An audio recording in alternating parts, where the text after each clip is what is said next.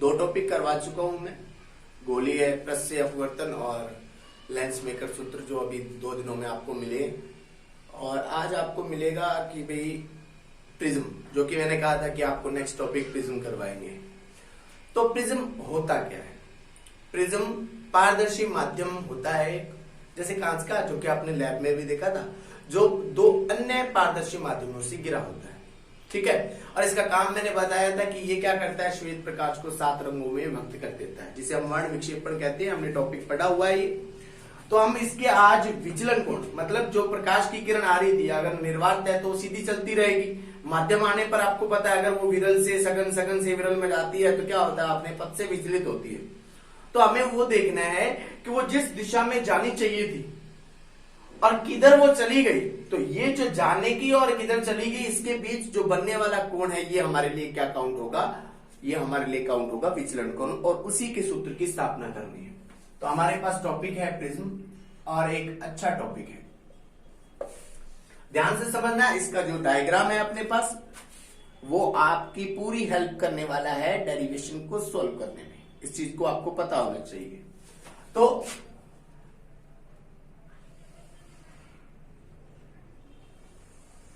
माना ये हमारे पास एक प्रिज्म है,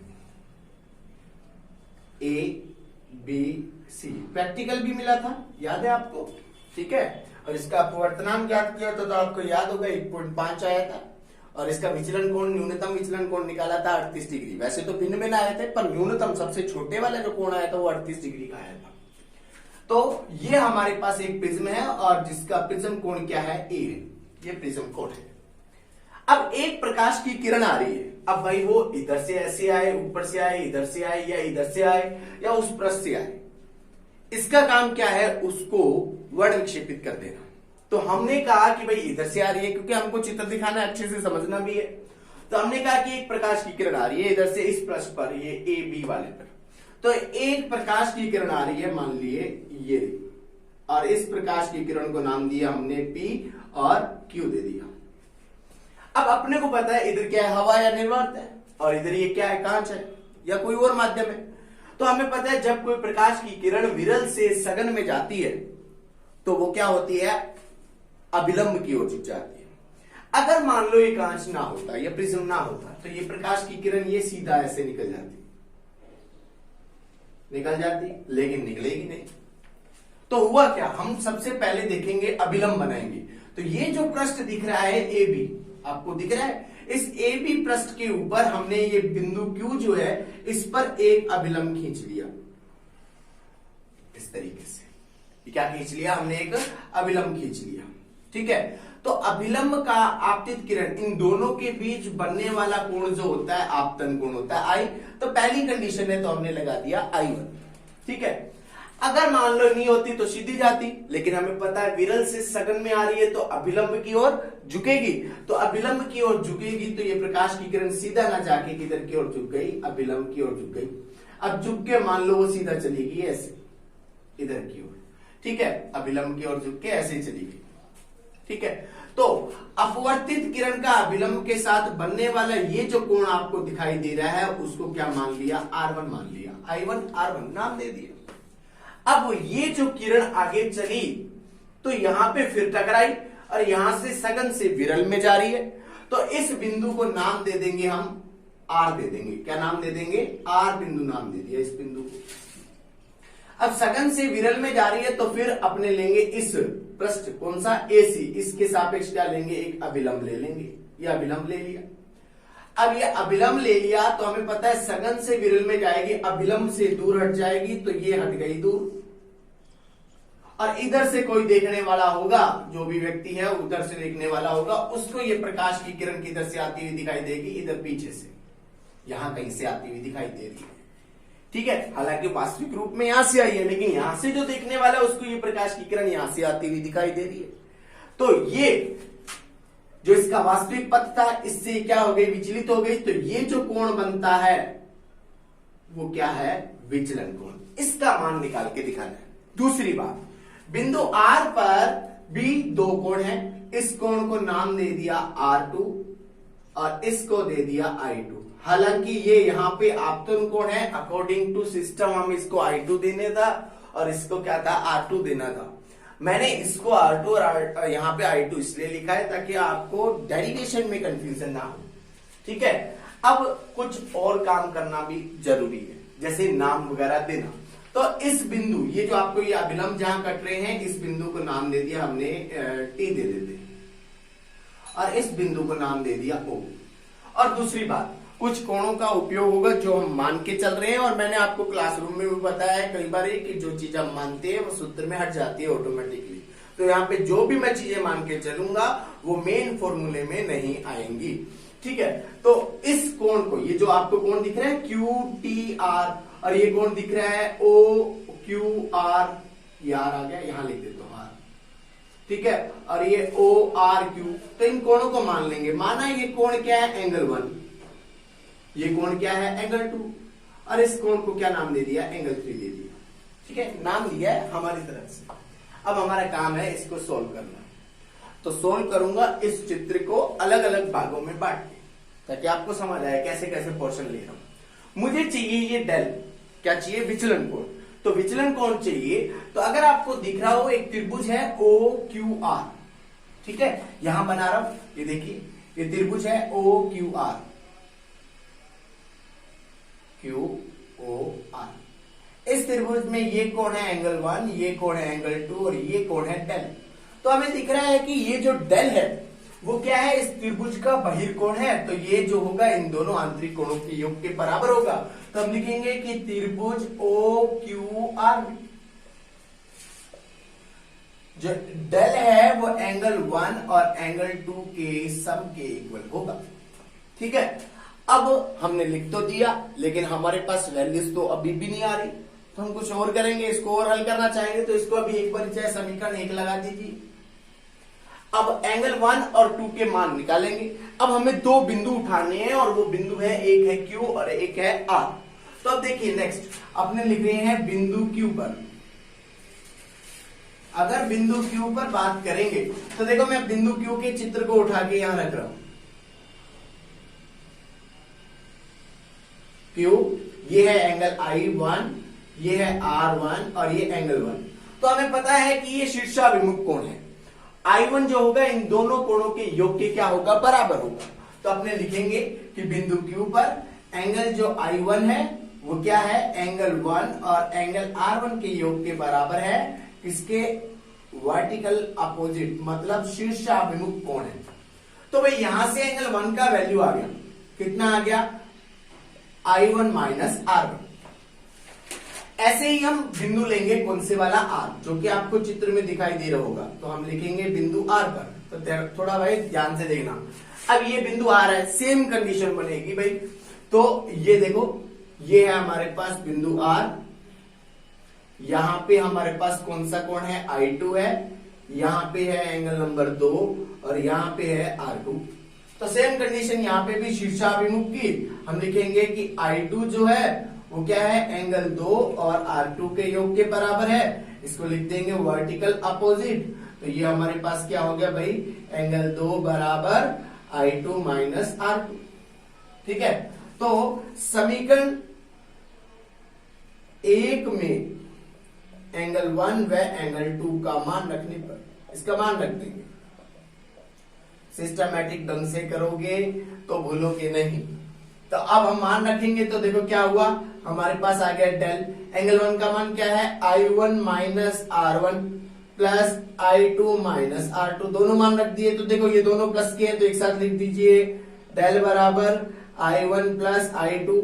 अब इन दोनों में माइनस आ रहा है तो माइनस कॉमन ले लीजिए, R1 प्लस R2, और ये आ गई हमारे पास समीकरण नंबर 2। अगर आप समीकरण 2 को भी देखते हैं तो ना तो भाई हमारे पास I1 वाला प्रोसेस है, ना ही हमारे पास फिलहाल R1 R2 वाला प्रोसेस है। तो इसको भी हल करना पड़ेगा। और इसको हल करेंगे कैसे, इसको हल करने के लिए सबसे पहले हम इस पोर्शन को उठाते हैं। हल करने के लिए ऐसा कुछ करना है कि ये पोर्शन ऐसा हमें दिख जाए। तो ये कहां दिखेगा, किस तरीके से दिखेगा, वो जरूरी है।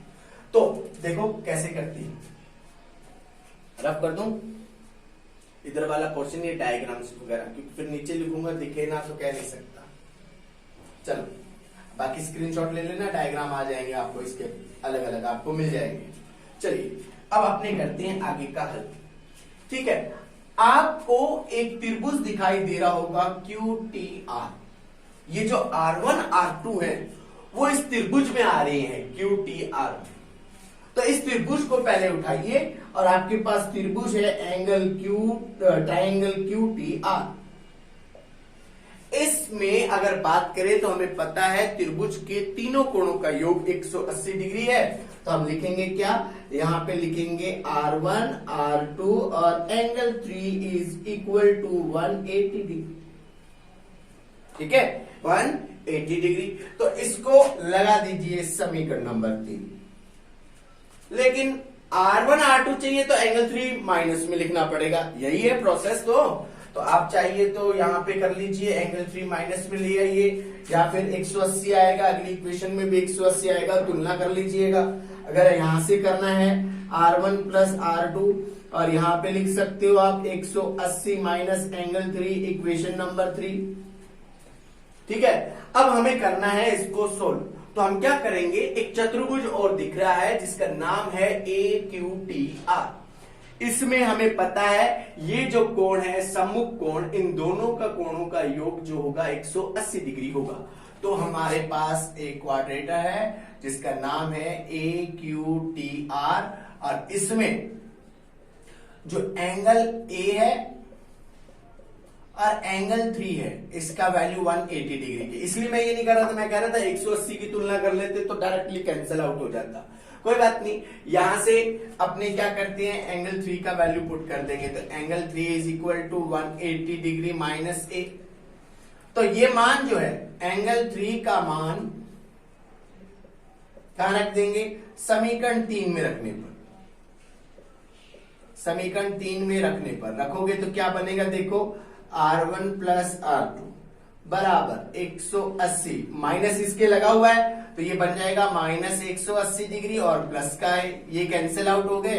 तो R1 प्लस R2 बराबर 1। समीकरण नंबर आ गई हमारे पास 4। समीकरण 4 महत्वपूर्ण समीकरण है, आपके काम आने वाली है।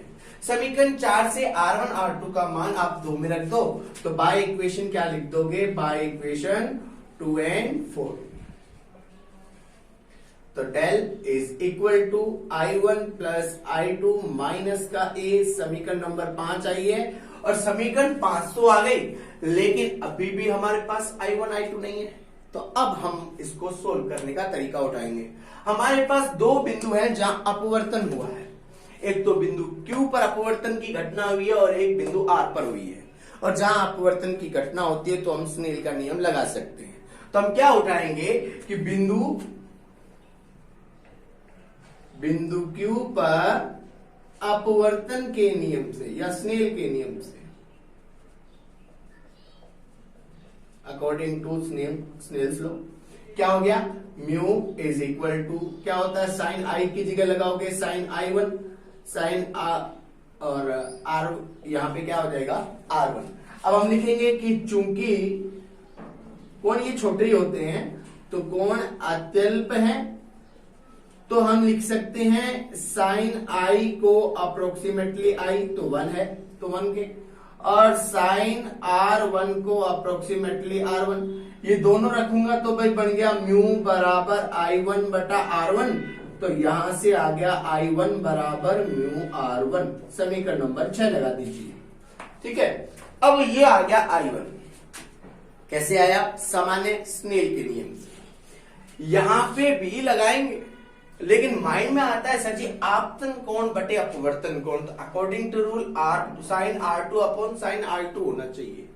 लेकिन उस नियम से हम अगर वो लगाए, वास्तव में यही लगा रहे होते हैं। अब यहाँ पे हमारे पास पहला माध्यम ये है, दूसरा माध्यम ये है, ठीक है, हवा है। तो according to rule 2(1) is equal to sine R2 upon sine I2।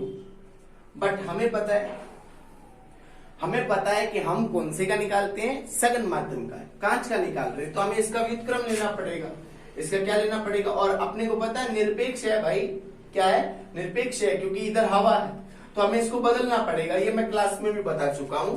तो यहाँ पे क्या हो जाएगा, mu 1 2 is equal to sine, ये हो जाएगा I2 बटा साइन R2। ये मैं बता चुका हूँ आपको। और हम निरपेक्ष होते हैं तो हम क्या करते हैं, सीधा जैसे आपको बताया हुआ है म्यू जी ए हो तो हम सीधा क्या लिखते हैं, म्यू जी लिख देते हैं, है ना। तो ए लगाने की आवश्यकता नहीं होती, तो 1 2 वगैरह लगाने की हमें जरूरत नहीं है। और हम सीधा प्रोसेस यूज करेंगे, हम लिखेंगे बिंदु आर पर, और बिंदु आर पर देखिए हम लगाएंगे क्या भाई, स्नेल के नियम से क्या लिखेंगे, म्यू बराबर साइन आर I2 बटा साइन R2 वापस लिखेंगे, चूंकि कोण अत्यल्प है तो हम लिख सकते हैं sine I2 approximately equal to I2 and sine R2 approximately equal to R2।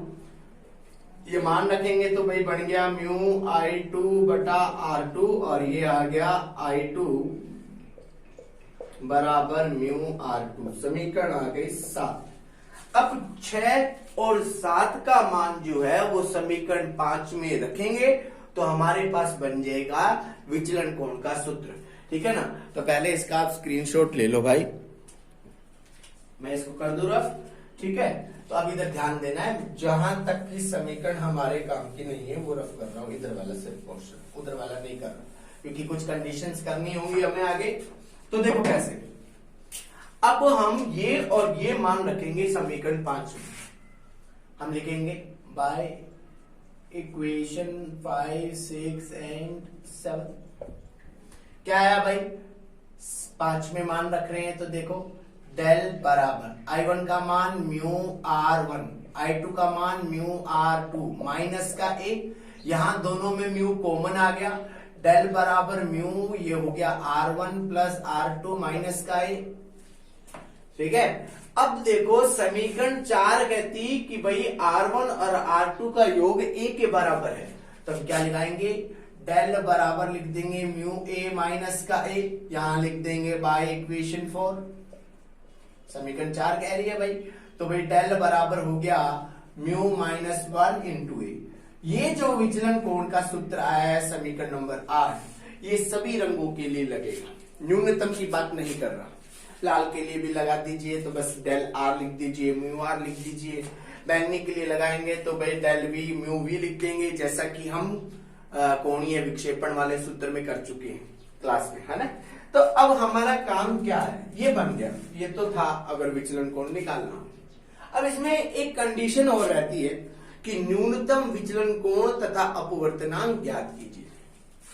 अब ये न्यूनतम विचलन का मतलब क्या होता है भाई, विचलन तो हुआ लेकिन बहुत, मान लो जैसे कोई बच्चा एक सीधी लाइन खींचता है, उसको क्या सीधी खींचो, तो खींच रहा है वो थोड़ी सी टेढ़ी कर दी उसने ऐसे ऊपर की तरफ, तो अप्रोक्सीमेट क्या होता है पता है, थोड़ा टेढ़ी है, लेकिन उसको कई बार, अभी जैसे मैं भी बढ़ाया जाऊं भाई मार्कर से, तुम्हें पता ही है, तो अभी वो कहीं पे टेढ़ी भी होती है, तो वो हमें पता है, हम स्ट्रेट लाइन की बात कर रहे हैं, अप्रोक्सीमेट, बहुत ही ज्यादा परिवर्तन ना हो के, अभी कह दिया सीधी लाइन तो मैं ऐसे खींच रहा हूं तो ये थोड़ी होगा, लेकिन यहां पर टेढ़ी हुई है, लेकिन तुलनात्मक रूप में देखो तो ये मान बहुत कम परिवर्तित हुआ है।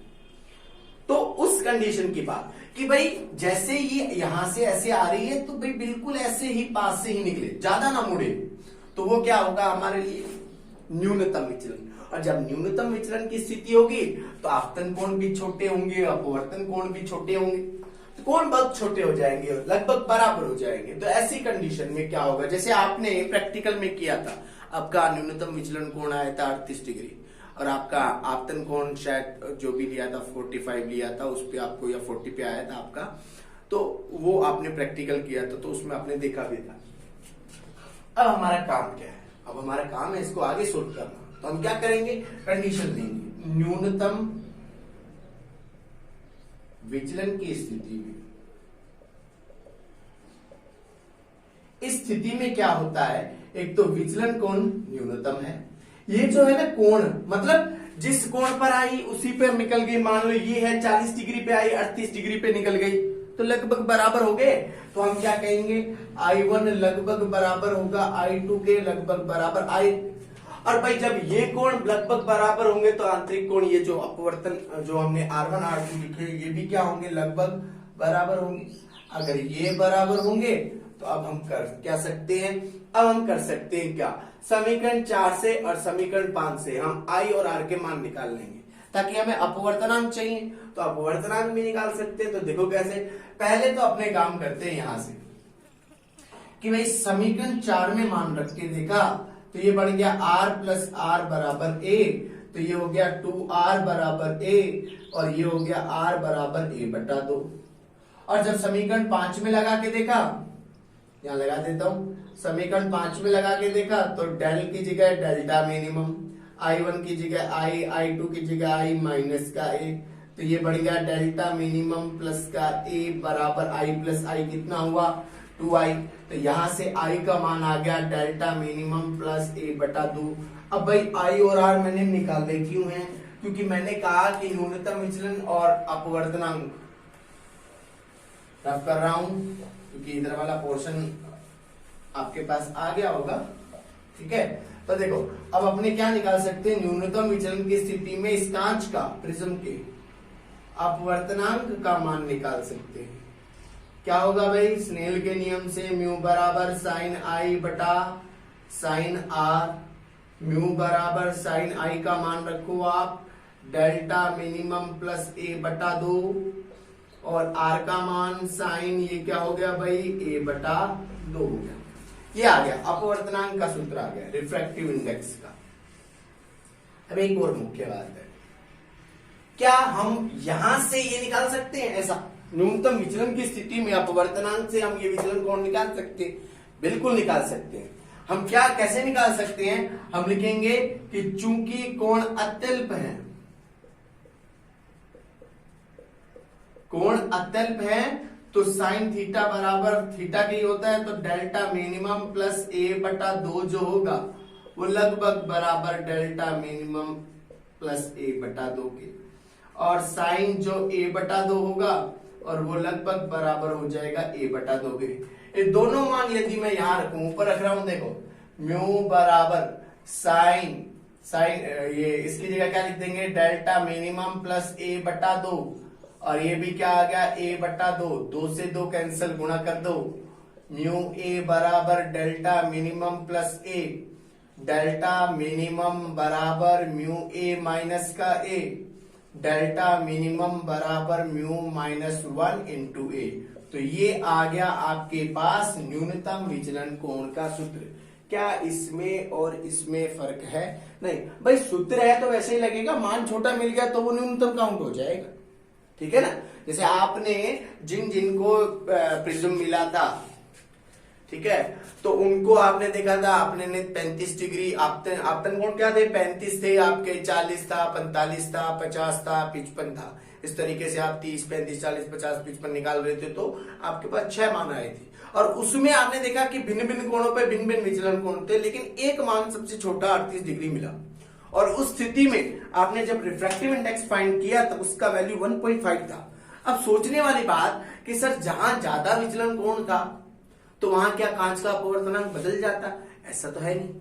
अगर आपके पास वो फाइल अब तो जमा हो गई, 6 की 6 रीडिंग का कैलकुलेशन करते हैं तो रीडिंग कैसी मिलती है, जैसे 1.53, 1.56, 1.52, 1.51, इस तरीके से, मतलब 1.5 तो रेगुलर मिल रहा है। और मैंने आपको कहा था कि न्यूमेरिकल में जब भी ऐसे कह दे लेंस का अपवर्तनांक ज्ञात करो, तो आपको पता है कि जो भी डेरिवेशन या जो भी आप कैलकुलेशन सॉल्ट आउट करोगे उत्तर 1.5 आना चाहिए, क्योंकि कांच है, कांच का अपवर्तनांक इतना होता है। और मैं फिर बता रहा हूं, अगर आपको कोई भी द्रव में उस लेंस को डुबोने का कहता है तो आपके 12वीं के अकॉर्डिंग क्या है कि वो द्रव क्या होता है, जली होता है, तो उत्तर आपका भाई 1.33 ही लगभग आना चाहिए, है ना। तो इस चीज का आपको पता होना चाहिए, ये मैंने क्लास में भी बताया था। अब जैसे कि ये हमने डेरिवेशन किया, इसका ये डेरिवेशन कर लिया, तो इसमें और क्या क्या घटनाएं हैं। मैंने आपको कहा कि जब इसको रफ कर रहा हूं, प्रिज्म क्या करता है, प्रिज्म के ऊपर जब श्वेत प्रकाश आपतित किया जाता है, कौन सा प्रकाश आपतित किया जाता है, श्वेत प्रकाश आपतित किया जाता है प्रिज्म के ऊपर, तो ये प्रिज्म क्या करता है, श्वेत प्रकाश को, ये अगर ना होता तो सीधा जाती है, तो पता ही है, इसको 7 रंगों में विभक्त कर देता है। और वो 7 रंगों का क्रम जो होता है, वैसे हमें पता है VIBGYOR विबग्योर होता है, बेजानी जो भी आप बोलते हो, तो विबग्योर होता है। तो भाई इसमें इसके अंतर्गत मिलने वाले रंगों का क्रम होता है लाल टू वॉयलेट। और ये जो कॉर्नर वाले लास्ट वाले हैं ना, ये वाले, इनको बोलते हैं सीमांत रंग। क्या बोलते हैं? सीमांत रंग बोलते हैं, ध्यान रखिएगा, ठीक है। लाल रंग का जो तरंग दैर्ध्य जो है ना वो अधिक होता है, किससे? बैंगनी रंग के तरंग दैर्ध्य के, ध्यान रखना। तो जिसका तरंग दैर्ध्य अधिक, उसका जो विचलन होगा वो छोटा होगा। किससे? अगर बैंगनी की बात करें तो बैंगनी का विचलन कोण ज्यादा, आप खुद देख लीजिए। और अपवर्तनांक से भी कह सकते हैं हम ये बात हम तरंग दैर्ध्य के साथ साथ में अपवर्तनांक से भी ये बात कह सकते हैं, ठीक है। अब दूसरी बात, इस वाली स्थिति से ये तो आ गया लाल रंग का विचलन कोण, और ये किसका आ गया? बैंगनी रंग का विचलन कोण। तो सीमांत रंगों के बीच का ये जो कोण है, इस कोण को बोलते हैं कोणीय विक्षेपण। क्या बोलते हैं? कोणीय विक्षेपण। एक सेकंड रुक जाइए भाई, इंक डाल दो।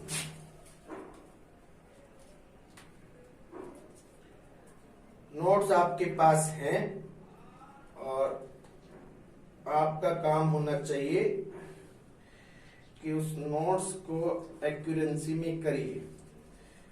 बुक भी आपके पास है, अच्छे से भाई करिए। अब जो भी 5-7 दिन है उसका यूज पूरे कीजिए। मैं तो आपको कब से कह रहा हूं, महीना हो गया।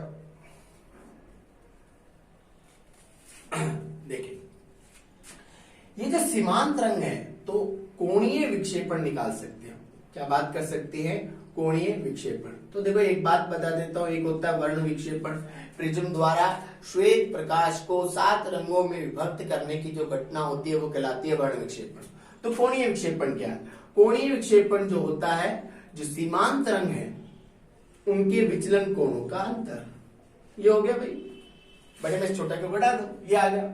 और दूसरी बात, ये विचलन कोणों के रूप में सूत्र है, लेकिन आपको ये भी पता है कि चूंकि डेल, अगर आप फॉर्मूला निकाल चुके विचलन कोण का, तो यहां निकालो। डेल आर का जगह आप रख सकते हो म्यू आर माइनस 1 इंटू ए, और डेल वी की जगह क्या कर सकते हो? म्यू वी माइनस 1 इंटू ए। यदि आप ये दोनों मान रखोगे, मैं सीधा कर रहा हूं, ये दोनों मान यहां रख के देखोगे तो आपके पास आएगा डेल बराबर mu V minus mu R into A. ये सेकंड फॉर्मूला। अब कैसे उपयोग करना है न्यूमेरिकल में भाई? अगर आपके पास डायरेक्टली सीमांत रंगों का विचलन कोण दे रखा है तो कोणीय विक्षेपण पूछते सीधा लगा दिया। लेकिन अगर आपको ये दे रखा है अपवर्तनांक और प्रिज्म कोण, अधिकतर यही देता है, ठीक है, जो न्यूमेरिकल भी है इसी के ऊपर है, तो ये देता है तो आप ये लगा दोगे। अब एक और सिस्टम, किसकी? एक और परिभाषा थी जिसको हमने बोला था विक्षेपण क्षमता। क्या बोला था? विक्षेपण क्षमता। अब विक्षेपण क्षमता, वही भाई क्षमता पावर मोड़ने की, उसकी बात कर रहा है। तो विक्षेपण क्षमता होता है कोणीय विचलन बटा मध्यवर्ती रंग के विचलन कोण का अनुपात। कोणीय विक्षेपण तथा मध्यवर्ती रंग के विचलन कोण का अनुपात। मध्यवर्ती रंग येलो, क्या बोला हमने? येलो, पीला रंग। अगर सीक्वेंस में देखते हो भाई तो ऊपर से भी मिड में आता है ग्रीन, नीचे से भी मिड में आता है ग्रीन, लेकिन मैंने ये वाला लिया है मध्यवर्ती रंग, जो कि ऊपर से आता है 5वें पे, नीचे से आता है 3रे पे। तो माइंड में आता है सर जी ये मध्यवर्ती कैसे हो गया? मध्य मतलब बीच का। तो भाई बीच का जो रंग है वो हमने इस सीक्वेंस के अकॉर्डिंग नहीं लिया है, हमने बीच के रंग का जो रेशियो लिया है वो हमारे पास तरंग दैर्ध्य के अनुरूप है। दृश्य प्रकाश क्षेत्र, जो आपका तरंग वाला चैप्टर एक और था वो कट गया, ठीक है, आपका चैप्टर उसमें सारा डिटेल आना था, तो उसमें दृश्य प्रकाश क्षेत्र ये, हालांकि मैं बोल चुका हूं रेड टू वॉयलेट, और ये आपने 11वीं में भी किया है, ऐसी कोई बड़ी बात नहीं है। 4000 से 8000 होता है, 4000 कम है तरंग दैर्ध्य, बैंगनी का होता है 8000 लाल रंग का लगभग। तो उन दोनों का मीन वैल्यू क्या होगा? इधर 8 है, इधर 4 है, 4 और 8 का बीच का पोजीशन क्या होगा? 6। तो इसका जो येलो का जो वैल्यू होता है वो अप्रोक्सीमेट 6000 एंगस्ट्रॉम होता है, ठीक है। अब ये रखते हैं तो इसके भी दो सूत्र, एक इसके रूप में एक इसके रूप में, ये रखते हैं तो सूत्र बनेगा del V minus del R upon del Y. लेकिन अगर आपको सूत्र चाहिए अपवर्तनांक में, तो भाई इसका तो आपको पता है अपवर्तनांक वाला सूत्र ये रहा। नीचे वाले की बात करनी है तो अपने लिखेंगे कि since del Y is equal to mu Y minus 1 into A. अब ये मान और ये वाला मान ऊपर रख दो तो ओमेगा बराबर आ गया आपके पास mu V minus mu R into A बटा mu Y minus 1 into A से A cancel, mu V minus mu R बटा म्यू वाई माइनस 1। तो भाई ये हमने किया है विक्षेपण क्षमता, कोणीय विक्षेपण, वन विक्षेपण आपको मैंने बताया, प्रिज्म का लगभग सारा पोर्शन आपको क्लियर आउट किया है। तो आपका एक काम है इसको करके देखना है, साथ में जो टॉपिक बाकी भी हैं वो भी करके देखना है, और आपको इसके बाद नेक्स्ट टॉपिक अपवर्ती दूरदर्शी। और मैंने कहा था कि अगर कोई टॉपिक का डाउट हो तो भाई बता देना कि कौन से वाला करवाना है, वो और करवा देंगे आपको, ठीक है ना। कोई भाई छठे लेसन का हो या जिसका भी हो, नाभिक वाले का भी हो, ठीक है। तो नोट्स आपके पास है, इस टॉपिक को, वीडियो को आराम से धीरे से पूरे तरीके से समझो और उसी के अनुसार करो, ठीक है ना। तो चलो भाई कल मिलते हैं अपने फिर।